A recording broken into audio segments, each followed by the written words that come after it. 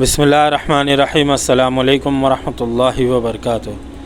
فردوس ابلیس پہلا حصہ، حسن بن صبا اور اس کے بحث کی پر اسرار داستان۔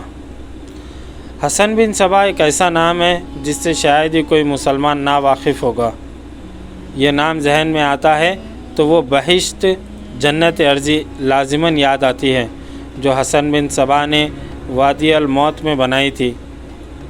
ایک بار جو اس بہشت میں داخل ہو گیا وہ اپنے دین و ایمان کو، اپنے ماں باپ اور بچوں کو، دنیا کو اور اللہ کو بھی بھول گیا۔ اس نے حسن بن صبا کو اپنا باپ اور اپنا خدا مان لیا۔ حسن بن صبا نے اسے کہا کہ اپنے خنجر سے اپنا پیٹ چاک کر دو، پھر تو ہمیشہ ایسی بہشت میں رہو گے جو اس بہشت سے زیادہ دلنشیں اور صحرا انگیز ہوگی۔ اس بہشتی نے پلک جھپکتے خنجر نکالا اور اپنا پیٹ چاک کر لیا۔ کسی سے کہا کہ اس محل کی چھت پر چڑھ جاؤ اور اپنے آپ کو سر کے بل زمین پر گراؤ۔ اس شخص نے فوراً حکم کی تعمیل کی اور اتنی بلند چھت سے سر کے بل کود کر جان دے دی۔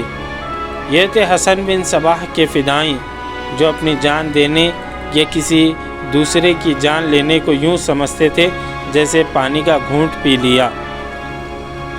تاریخ کو لرزہ کر دینے والی اس داستان میں آپ کو ایسے ہی چند ایک واقعات ملیں گے جن کی تاریخ گواہی دیتی ہے۔ اس بحث کی حقیقت کیا تھی؟ میں نے اس سوال کا جواب اتنی تفصیل سے پیش کیا ہے کہ یہ 2 جلدوں پر پھیل گیا۔ اپنی طرف سے کچھ نہیں لکھا، مورخوں اور بعد کے مستند تاریخ نویسوں، واقع نگاروں اور مبصروں کے حوالے سے بات کی ہے۔ یہ افسانے یا من گھڑت قصے ہیں۔ کسی دانشمند نے بالکل درست کہا ہے کہ حقیقت افسانے سے زیادہ دلچسپ ہوتی ہے۔ اس تاریخی داستان میں ایسی دلچسپیاں ملیں گی جو آپ کو حیرت زدہ بھی کریں گی، آپ کی جذباتی دنیا کو زلزلے جیسے جھٹکوں سے ہلا ڈالیں گی۔ پھر آپ سوچوں میں کھو جائیں گے کہ یہ سب کیسے ہوا۔ یقین نہیں آتا کہ صرف ایک انسان نے لوگوں کے دلوں میں اپنی ایسی عقیدت پیدا کر لی کہ لوگوں نے اپنے ہوش و حواس بھی اس کے حوالے کر دیے اور دنیا سے لا تعلق ہو کر اسی کے ہو کے رہ گئے۔ حیران ہونے والی کوئی بات نہیں، حسن بن صبا نے انسان کی فطری کمزوریوں کو ابھارا، انسانی فطرت کی دکھتی رگوں کو مٹھی میں لیا اور انہیں ہپناٹائز کر لیا۔ اس دور میں علم نفسیات کا وجود نہیں تھا، آج کے ہپناٹائزم سے بھی کوئی واقف نہیں تھا، لیکن انسان اپنی تمام تر نفسیاتی کمزوریوں کے ساتھ موجود تھا۔ اسے گمراہ کرنے والے اپنی اہلیت کے ساتھ موجود تھے۔ حضرت آدم علیہ السلام جو انسانی زندگی کے پہلے انسان تھے، ابلیس کے فریب میں آ کر جنت سے نکالے گئے اور زمین پر پٹکے گئے تھے۔ میں نے اس داستان کو عنوان دیا ہے فردوس ابلیس، کیونکہ حسن بن صبا نے جو بہشت بنائی تھی وہ اس کے ابلیسی ذہن کی تخلیق تھی۔ یہ کہنا غلط نہیں کہ حسن بن صبا جیسا ماہر نفسیات اور ہپناٹسٹ تاریخ نے کبھی پہلے دیکھا تھا نہ اس کے بعد۔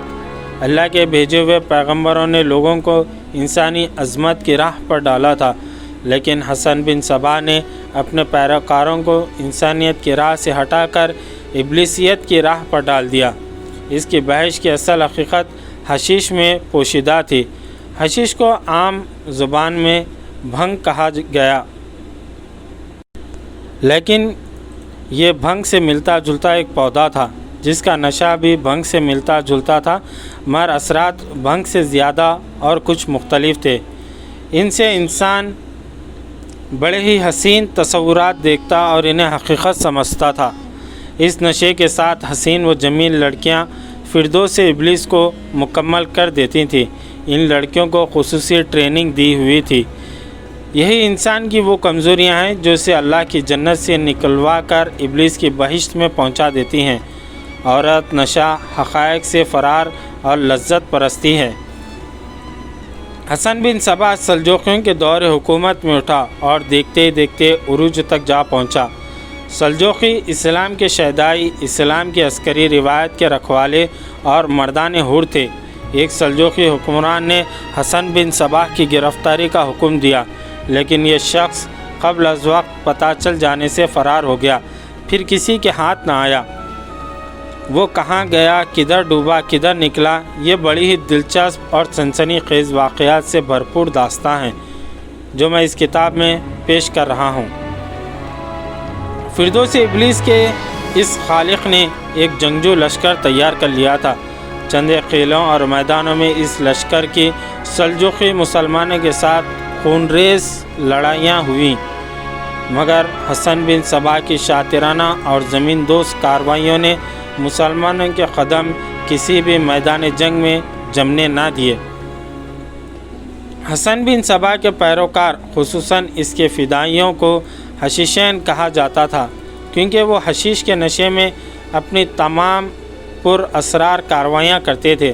پھر انہوں نے بڑی بڑی شخصیات کو قتل کرنے میں خصوصی شہرت حاصل کی تھی۔ انہوں نے صلاح الدین ایوبی پر 4 قاتلانہ حملے کیے تھے۔ غالباً ایوبی واحد شخص ہے جسے حشیشین قتل کرنے میں ناکام رہے، ورنہ ان کے ہاتھوں کوئی زندہ نہیں رہتا تھا۔ اس داستان میں آپ کو یہ تفصیلات بھی ملیں گی کہ انہوں نے کیسی کیسی شخصیات کو کیسے کیسے طریقوں سے قتل کیا۔ تاریخ کی ایک مشہور و معروف شخصیت نظام الملک، جو بہت بڑا عالم دین اور دانشور تھا، عمر خیام اور حسن بن صباح ایک ہی مدرسے میں پڑھے تھے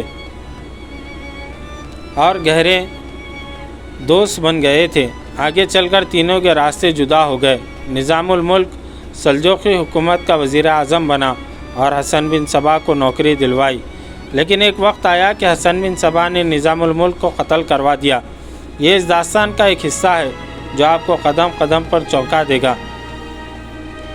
یہ تمام سنسنی خیز فکر انگیز تفصیلات تو آپ اس داستان میں پڑھیں گے ہی۔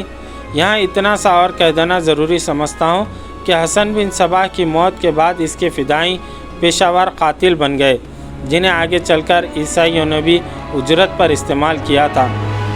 اسی لیے انگریزی بولنے والے قوموں نے حشیشین کی بجائے ان کا نام اساسین رکھ دیا تھا۔ انگریزی میں آج تک انہیں اسی نام سے یاد کیا جاتا ہے۔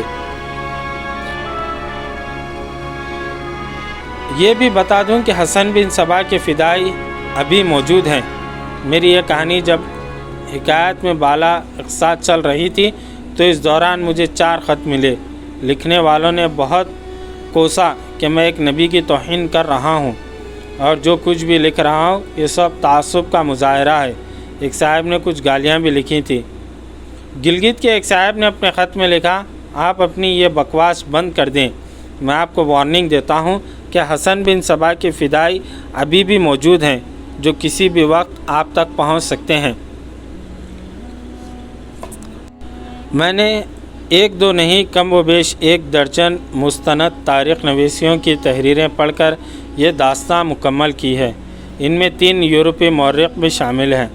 بہرحال کتاب آپ کے ہاتھ میں ہے، پڑھیں اور اپنی رائے خود قائم کریں۔ میں یہ دعویٰ کرتا ہوں کہ یہ کتاب سننے کے بعد آپ نے ختم کر کے ہی دم لیں گے۔ اولاد آدم کی داستان حیات اتنی ہی طویل ہے جتنی لمبی لمبی صدیاں گزر گئیں۔ انسان اتنے لمبے اور ایسے کٹھن سفر میں اکیلا نہیں تھا۔ ابلیس اس کا ہم سفر رہا، آخری منزل تک ہم سفر رہے گا۔ اس کا نتیجہ یہ ہے کہ اولاد آدم کی زندگی کی کہانی سزا و جزا کی داستان بن گئی۔ مگر عجوبہ یہ ہے کہ انسان اپنی ہی آپ بیتی پر نگاہ ڈالتا ہے تو حیرت میں پڑ جاتا ہے، عبرت حاصل نہیں کرتا، شرمسار نہیں ہوتا، بلکہ خود فریبی سے اپنا دل بہلا لیتا ہے اور اس ابلیس کے آگے سجدہ ریز ہو جاتا ہے جس نے اللہ کے اس حکم کی تعمیل سے انکار کر دیا تھا کہ آدم کے آگے سجدہ کرو۔ انسان کوئی بھی ہو، کسی کی بھی ہو، اسی صورت میں کہانی کوئی بھی ہو، کسی کی بھی ہو، اسی صورت میں دلچسپ، سنسنی خیز، عبرتناک اور خیال افروز بنتی ہے جب اس کہانی کے کردار اللہ والے ہوں، سوائے 1-2 کے جو ابلیس کے پجاری ہوں۔ اگر ابلیس اللہ کا حکم مان لیتا اور آدم کے آگے سجدے میں گر پڑتا تو بات اللہ کی عظمت اور بندوں کی بندگی پر اور عابد و معبود تک ہی رہ جاتی۔ اللہ نے نیک اور پارسا بندوں سے جنت کا وعدہ کیا۔ ابلیس نے بندوں کو بدی کے راستے پر ڈال کر انہیں دنیا میں جنت دکھا دی، اور یہی ہے وہ ابلیس کی جنت جس نے اولاد آدم کی سوانح حیات میں قوس و قزح جیسے رنگ بھرے۔ یہ الگ بات ہے کہ ابلیس نے اپنے پجاریوں کے لیے جو بھی جنت بنائی اور اسے بڑے ہی دل نشین رنگ دیے، وہ کچھ عرصے بعد صرف ایک رنگ میں روپوش ہو گئے۔ یہ رنگ خون کا تھا۔ شداد حضرت موسیٰ علیہ السلام کے دور کے لگ بھگ ایک ملک کا حکمران تھا۔ مورخوں میں اختلاف پایا جاتا ہے کہ صحیح طور پر وہ کس دور کا بادشاہ تھا۔ جب بھی تھا، جہاں بھی تھا، اس میں اختلاف ہو سکتا ہے، لیکن اس حقیقت پر سب مورخ متفق ہیں کہ شداد کے مزاج شاہی میں فرعونیت تھی۔ اس کا طرز حکومت فرعونوں جیسا تھا۔ رعایا کو وہ اس کے بندے نہیں سمجھتا تھا جس نے انہیں پیدا کیا تھا، بلکہ وہ انہیں اپنا غلام اور اپنی ملکیت سمجھتا تھا۔ درندہ صفت بادشاہ تھا۔ مجبور رعایا نے جب اس کے آگے سجدے کرنے شروع کر دیے تو اس نے خدائی کا دعویٰ کر دیا، اور بھوکی ننگی رعایا نے اسے خدا مان لیا۔ وہ معبود بن گیا۔ وہ خدا ہی کیا جس کے پاس جنت نہ ہو۔ شداد نے ایک جنت بنائی جو آج تک باغ ارم کے نام سے مشہور ہے۔ اس میں اس نے جنت کی تمام تر رنگینیاں سمو ڈالیں۔ اس جنت میں اس نے حوروں کو بھی لا بسایا۔ یہ حسین اور نوجوان لڑکیاں تھیں۔ شراب کے مٹکے رکھوائے اور ابلیسیت کی تمام تر دل نشین، دل فریب، سحر انگیز اہتمام کیے۔ جنت مکمل ہو چکی تو شداد اپنی جنت دیکھنے کے لیے گیا، مگر جنت کے دروازے میں قدم رکھا ہی تھا کہ گرا اور مر گیا۔ خدا کو اپنی جنت میں قدم رکھنا بھی نصیب نہ ہوا۔ روایت ہے کہ اللہ بزرگ و برتر نے فرشتے سے پوچھا، کیا کبھی تجھے کسی جسم سے روح نکالتے وقت افسوس بھی ہوا؟ ہاں اے پروردگار عالم، فرشتے نے جواب دیا، 2 بار۔ ایک بار ایک جہاز سمندر میں ڈوب گیا تھا۔ مسافروں میں سے صرف ایک ماں زندہ بچ نکلی تھی جس کی گود میں 2-3 ماہ عمر کا بچہ تھا۔ وہ بچے کو بھی زندہ نکال لائی تھی۔ باری تعالیٰ آپ نے حکم دیا کہ اس عورت کی روح نکالو۔ مجھے بہت دکھ ہوا، ماں زندہ نہ رہی تو بچے کا کیا بنے گا، لیکن خدائے بزرگ برتر، موت و حیات آپ کے اختیار میں ہیں۔ میں نے آپ کے حکم کی تعمیل کی۔ اور دوسری بار، اے پروردگار عالم، فرشتہ اجل نے کہا، شداد ایک بادشاہ تھا، اس نے بڑی محنت سے جنت بنائی تھی، اس پر خزانے لٹا دیے تھے۔ اس کی تکمیل میں اس کی عمر کا ایک حصہ گزر گیا۔ اس نے اپنی جنت کی تعمیر اس وقت شروع کی تھی جب وہ جوان تھا، تکمیل اس وقت ہوئی جب جوانی گزر گئی تھی۔ وہ اپنی جنت کو دیکھنے گیا تو آپ نے حکم دیا کہ یہ شخص اپنی بنائی ہوئی جنت میں داخل ہونے لگے تو اس کی روح نکال لاؤ۔ میں نے آپ کے حکم کی تعمیل کی، اپنا فرض ادا کیا۔ یہ شخص اپنی بنائی ہوئی جنت میں قدم بھی نہ رکھ سکا کہ اس کا بے روح جسم جنت کے دروازے میں گر پڑا۔ لیکن اے خالق کائنات، میں چوں و چرا نہیں کر سکتا۔ جانتے ہو یہ شداد کون تھا؟ اللہ تعالیٰ نے پوچھا اور خود ہی جواب دیا، یہ وہی بچہ تھا جسے ماں سمندر میں سے زندہ نکال لائی تھی، اور میں نے تجھے کہا تھا کہ اس کی ماں کی روح نکال لاؤ۔ فرشتہ اجل نے رکوع میں جا کر کہا، بے شک آپ ہمیشہ زندہ رہنے والے، زندگی اور موت دینے والے ہیں۔ پھر تاریخ میں ایک اور جنت کا ذکر ملتا ہے جو شداد کے باغ ارم جیسی پرانی بات نہیں بلکہ کل کی بات لگتی ہے۔ 5ویں صدی ہجری 11ویں صدی عیسوی کو تاریخ پرانی بات نہیں کہتی۔ تاریخ میں سال لمحوں کی حیثیت رکھتے ہیں۔ یہ ابلیس کے حکم سے بنائی ہوئی دوسری ارضی جنت تھی جس کا خالق حسن بن صبا تھا۔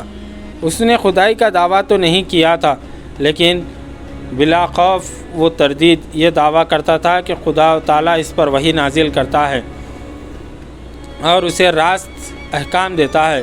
اس کے بنائے ہوئے فرقے کے پیروکار آج بھی موجود ہیں۔ حسن بن صبا نے ابلیس کی حکومت قائم کر دی تھی۔ اس نے جو فرقہ بنایا وہ انتہائی خوفناک سازشوں جماعہ کے قتل اور بے حد شرمناک اور ہولناک گناہوں کی وجہ سے مشہور ہوا۔ اس فرقے کی بنیاد بدی پر رکھی گئی تھی۔ جتنی بھیانک وارداتیں حسن بن صبا نے کروائیں وہ سن کر آج بھی رونگٹے کھڑے ہو جاتے ہیں۔ حسین اور نوجوان لڑکیوں کا جو استعمال حسن بن صبا نے کیا وہ اس سے پہلے یا بعد کے دور میں کبھی نہیں ہوا، اور اولاد آدم اور ابلیس کی جو پر اسرار سنسنی خیز اور فکر انگیز کہانیاں اس دور میں ملتی ہیں وہ کسی اور دور میں نہیں ملتی۔ اس طرح یہاں پر پہلا قصہ اپنے اختتام کو پہنچا۔ کل ہم انشاءاللہ دوسرا قصہ لے کر آپ کے خدمت میں حاضر ہوں گے۔ جزاک اللہ خیر۔ کچھ بھی کہا